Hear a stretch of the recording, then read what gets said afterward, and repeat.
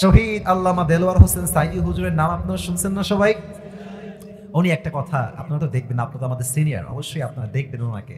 আমাদের কলিজার টুকরা, ভালোবাসার মানুষ তিনি। উনি আসলে খুব দামি কথা বলতেন। উনি বলতেন যে হক কথা বললেই তিনটা ট্যাগ আসে আমাদের উপরে। এক নাম্বার জঙ্গিবাদ, আসে না আসে না আসে না? আর একটা ট্যাগ আসে যুদ্ধ অপরাধী, হ্যাঁ আমরা নাকি দেশ বিরোধী যুদ্ধ করেছি, আহা রাজাকার। আর একটা ট্যাগ আসে, সেটা হচ্ছে মৌলবাদ। তো উনি বলতেন যে মৌলবাদী বললে আমরা আবার রাগটা করি না, আমরা খুশি হই। তা আমি ভাবলাম কি রে হুজুর খুশি হয় কেন? তো সাইদি সাহেব বললেন যে দেখেন, মৌলবাদ শব্দটা আসছে মূল থেকে। আমার নীলফামারীর ভাইরা কি থেকে আসছে?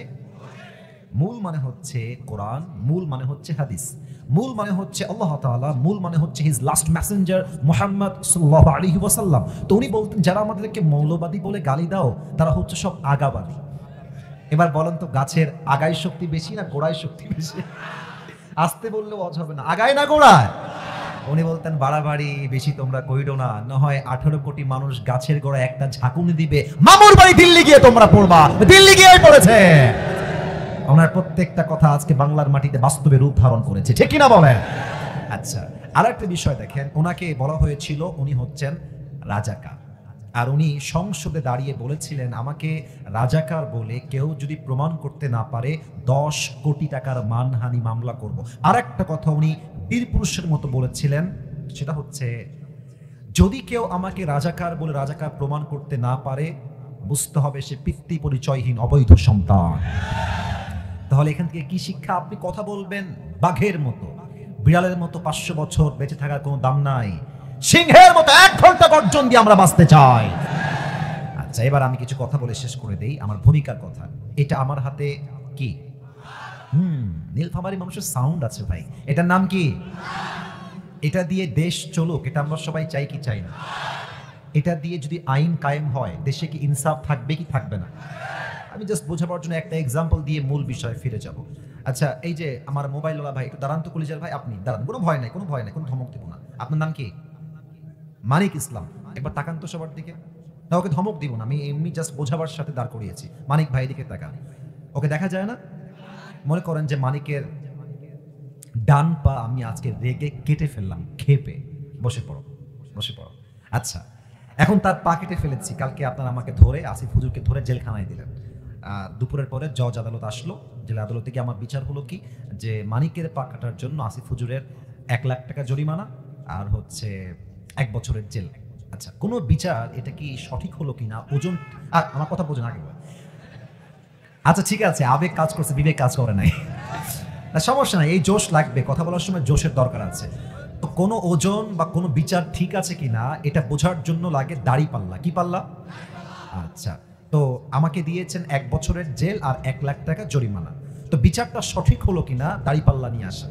ডান পাল্লায় দেন মানিকের ডান পা, আর বাম পাল্লায় দেন আসিফ হুজুরের 1 বছরের জেল আর 1 লাখ টাকা জরিমানা। এবার টান দেন তো, সমান সমান হবে? বলেন সবাই, সমান সমান হবে? আচ্ছা, আপনি 3 বছর জেল দেন আর 3 লাখ টাকা করেন, এবার টান দেন, সমান সমান হবে? সমান সমান কেমনে হবে? কোরআন কি বলছে দেখেন, নাকের বদলে নাক, চোখের বদলে চোখ, কানের বদলে কান, ঠোঁটের বদলে ঠোঁট, পায়ের বদলে পা, জানের বদলে জান। এবার কি করবেন? ওর পা আমি কেটে দিয়েছি, আপনি আমার পা কেটে দেন। এবার ওরটা ডান পা, ওর ডান পা ডান পাল্লায় দেন, আমার ডান পা বাম পাল্লায় দেন, ধরে টান দেন, দেখবেন দুইটা সমান সমান হয়ে গেছে। ওমান হাকামা বিহি আদালা, এই কোরআন দিয়ে যে আইন জারি করবে সেই তো দেশে ইনসাফ প্রতিষ্ঠা করতে পারবে, ঠিক কিনা বলে? এই কোরআন দিয়ে রাজ কায়েম হয়ে গেলে কি আইন হবে? আল্লাযীনা ইম্মাক্কান্নাহুম ফিল আরদি আকামুস সালাহ। When someone becomes the prime minister of a country, the first thing he does is make salah compulsory. যখনই ইসলামী রাষ্ট্রে কোনো প্রধানমন্ত্রীকে নির্বাচিত হবে, তার প্রথম কাজ হবে নামাজকে আল্লাহর জমিনে বাধ্যতামূলক কায়েম করা। যুবক ভাইরা আমার, অতএব কেউ যদি আগামীতে ইসলামের রাজ কায়েম বাদ দিয়ে, দ্বীনকে কায়েম করা বাদ দিয়ে, আল্লাহর জমিনে আল্লাহ কোন আইনকে বাদ দিয়ে কোন স্বৈরাচারকে আমার দেশের গদিতে বসাতে চায়, আমি আসিফ স্পষ্ট ভাষায় বলতে চাই, আগামীতে স্বৈরাচারকে দমানোর জন্য এই নীলফামারীর জমিন থেকে একটা শহীদ আবু সাঈদ নয়, একটা শহীদ মুগ্ধ নয়, হাজার হাজার যুবক বুকের তাজা রক্ত দেওয়ার জন্য মাথায় কাপড়ের কাপড় বেঁধে রাস্তায় জীবন দিতে নামবে। দুই হাত তুলে বলো সবাই এবার ঠিক কিনা?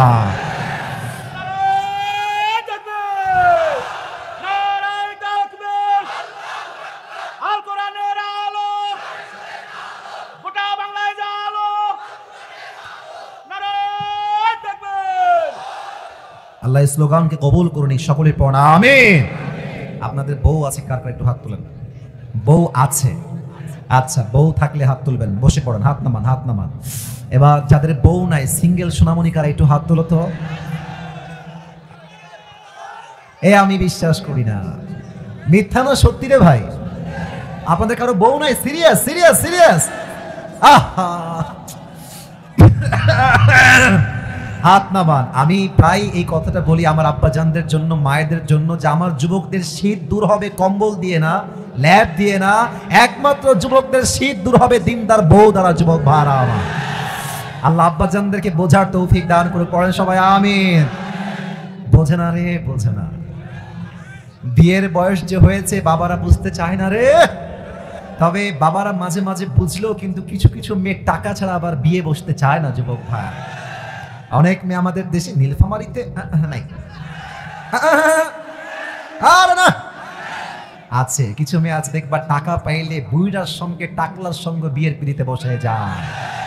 আল্লাহ এদেরকে হেদায়াত দান করুক, পরে সবাই আমিন।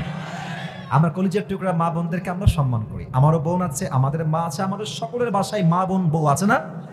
আমার কথা কি জানেন ভাই, আসলে বোরকা পড়লে কিন্তু দিনদার হওয়া যায় না। আপনারা দেখবেন অনেক মেয়ে প্রেম করে, কথা বলছি, দেখবেন যে হাত মোজা পরে, পা মোজা পরে, নিকাব পরে, ওরে বাবা ইয়ার ইয়ে তো अभी कभी जन्नत से भाग के दुनिया में आए। এত ভালো মেয়ে কেউ হতে পারে? আবার দেখবা যে এই মেয়েটা বোরকা পরে পার্কে বাদামও খাচ্ছে, প্রেমও করে বেড়াচ্ছে, ঠিক কিনা বলো? তার মানে উপরে ফিটফাট, ভেতরে পুরোটাই সদর খা। আল্লাহ এই সমস্ত মেয়েদেরকে হেদায়েত দান করুন, পড়া আমিন। আমরা তিনটা তাকবীর দিব। প্রথম তাকবীর দিবেন বিবাহিত ভাইয়েরা, দ্বিতীয় তাকবীর দিবেন আমার প্রিয় সিঙ্গেল ভাইয়েরা। I would like to test everyone who is more powerful. কার শক্তি কত বেশি, আজকে একটা পরীক্ষা হয়ে যাবে। বিবাহিত ভাইয়েরা একটা কাশি দেন, আওয়াজ নাই রে। বিবাহিত ভাইয়েরা আরেকবার কাশি দেন। আমার মুরব্বীরা, যুবক ভাইয়েরা যারা বিবাহিত, তাকবীর দেন, লিল্লাহি তাকবীর। আওয়াজ ভালো আছে। এবার আমার সিঙ্গেল ভাইয়েরা কাশি দাও। এবার দেখা যাক কে পারে। সিঙ্গেলরা তোমরা দেখি পারো কিনা। লিল্লাহি তাকবীর। বিবাহিত ভাইয়েরা, আই এম সো সরি, আজকে সিঙ্গেলরা 80 নাম্বার বেশি পেয়ে পাস করেছে, ঠিক কিনা বলেন? এবার সবাই মিলে তাকবীর দিবেন এক বাক্যে, একই টাইমে, বীর পুরুষের মতো, বাহাদুরের মতো, বাঘের মতো, সিংহের মতো। সবাই একটা একসাথে কাশি দেন,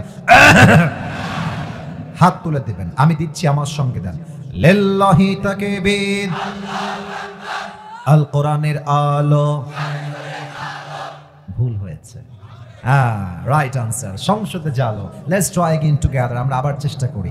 আল কোরআনের আলো, আল হাদিসের আলো। কোরআন হাদিস যেখানে, আলেম ওলামা যেখানে, ডোমারবাসী যেখানে, আল্লাহ তাআলা যেন কবুল করেন। জবান খুলে সবাই পড়া আমিন। আমি আবরারুল হক আসিফ আজ অল্প সময়ে একটি বিষয়কে হাইলাইট করতে চাই কোরআন থেকে, হাদিস থেকে, এবং আমি আপনাকে ইনশিওর করতে চাই আজকের পরিবেশ সবচেয়ে চমৎকার, সবচেয়ে সুন্দর। এবং আমি চাই যে এই মাহফিলটা আজকেই ইতিহাস হবে তা নয়, কালকে এটা ফেসবুকে, ইউটিউবে আপলোড যাবে, এটা পুরো দেশ ভেবে ঐতিহাসিক মাহফিল হয়ে থাকবে। আমরা চাই কি চাই না? সবাই বলেন দিল থেকে ইনশাআল্লাহ। মনোযোগ বাড়ায় দেন সবাই, মেহেরবানি করে আমার চোখে চোখ রাখেন। আর আমি যখন ঠিক বলতে বলবো তখন কথা বলবেন, আদারওয়াইজ কোনো কথা বলা যাবে না।